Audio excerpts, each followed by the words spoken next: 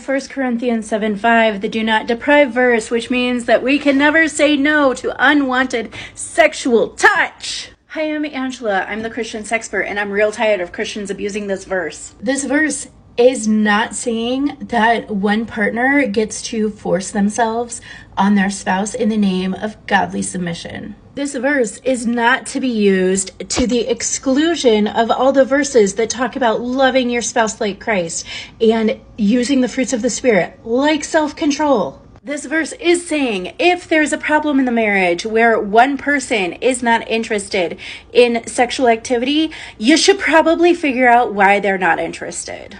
It means you have conversations and you communicate and you figure out what the problem is. Why aren't they interested?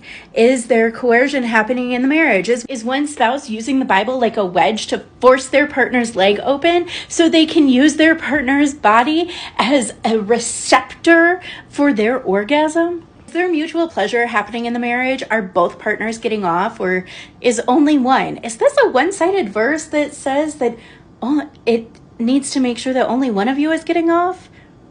What if only one of you is getting off?